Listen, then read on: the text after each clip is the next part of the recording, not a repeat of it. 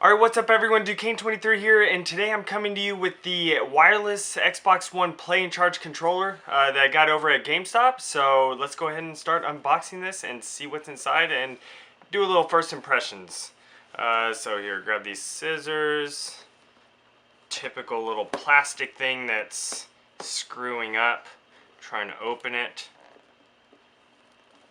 Come on, come on. I can't open this, guys. There we go. Anytime now you can lift. There we go. Okay, so let's go ahead and spin that around so it opens up how it should open up. Ooh, looks nice. I noticed the joysticks are a little bit smaller, but let's go ahead and take it out. Put that right here. And here is the rest of the Play and Charge. Let's pull this out. There we go. Here's the battery, whatever, the Play and Charge battery pack. Let's go ahead and take that out. Here is the Play and Charge little micro USB cable right here. So put that right there. The Xbox One, of course, the little instruction, quick setup guide. And here, I guess, is the main information and stuff that you need about that, which, of course, no one ever reads any of this stuff. But yeah, there's that. Let's go ahead and move the box away. Put it back. It's a really nice box. I really like the way this feels. It's not just, it doesn't feel like just cheap plastic or styrofoam and stuff. It's actually pretty hard. So fairly nice little packaging right there. So let's go ahead and move that over there. I guess I could just put it somewhere in screen right here so people get to view that. But now let's go ahead and get to the actual controller itself. Off of looking at it right now, here, let me spin around so I can actually hold it in my hands, so y'all will be able to see it and stuff while I'm holding. It feels really nice in my hands. Like, I really like the fact that there's a flat back right here. It doesn't have the bump. Here I have my 360 controller right here. But if you notice, 360 controller, move that out of the way now. If you notice the 360 controller, it, has that bump, so here's a comparison, I guess you could say, for it. It feels a lot better with that flat back instead of having a huge bump right there. It's pretty much with 360 controller, if you take off this bump, that is how the Xbox One's back is. So it's, really nice. Doesn't have the holes, if you notice, no holes or anything here on the Xbox One controller.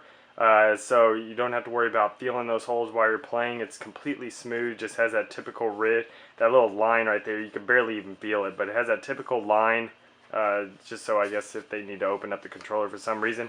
But flipping it around, let's look at 360 and Xbox One. It actually looks a little bit like the Xbox One is slightly smaller. Let me feel that in my hands. Yeah, it feels less bulky. One thing I do notice though, the curvature right here, it fits your hand a little bit better than the 360's curvature. At least that's what it feels like. So they did a really good job on making that feel a lot better. Looks like this part right here raises up a little bit more, so it fits into your palm whenever you hold it. So that's something different from between 360. The buttons feel great. Typical, they're not quite as pronounced as the 360 controller. These kind of stick out quite a bit. These are a little bit more flush, so it's pretty smooth. It doesn't stick out. I love the D-pad right here and the clicking. If y'all can hear that, or I'll be quiet for a second. Not sure here, just in case. Yeah, but the clicking is really nice. It feels a lot better of a D-pad and stuff. It feels, like if you're actually going to hit to the left, it'll actually go to the left and won't accidentally hit down or something like that. The joysticks on here are slightly smaller, I do notice, than the 360 controller, which I don't know if I like that. I liked how, since I do have larger hands and stuff, I like the larger joysticks, but they still feel nice. They have that ridge and stuff right here, but of course that would be worn down fairly quickly. Here's the button up top, the little Xbox guide button, typical little button there. And then I forget what these are called, but they aren't called start and back anymore. I forget what they're called, but I'll put something up on the screen, you know, on what they're actually called.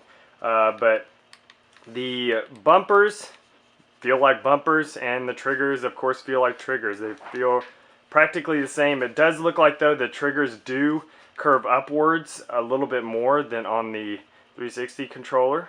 So I guess it'll hook your finger a little bit better. So just in case if anyone has any issues with slipping off, you won't have that issue.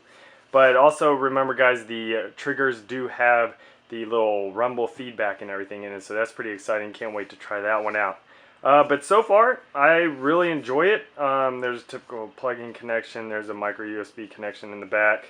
Oh, I guess I could do this and open that up. So y'all can see that's where you put in all your AA's and stuff. But of course, since I have the play and charge, I'll just slide that in and I can play and charge. So, yay! But yeah, so there we go. I think it's a, you know, the 360 control was already an awesome controller. So they did a really good job on making the Xbox One controller even better. And it, you know, keeps to the original style of practically a perfect controller. So really good job, Microsoft, on doing that, and I really enjoy it. So y'all can expect a Xbox One and everything review whenever, of course, the Xbox One comes out, unboxing and first impressions, and I'll go a little bit more in depth in it, and then I'll come out with a video with all the more in-depth stuff. But of course, that will be next week. So yeah, I hope y'all enjoyed this video. Share it around, like it, subscribe for more Xbox One stuff, and you know, just a bunch of other games and everything like that. And I will see y'all next time. Later, guys.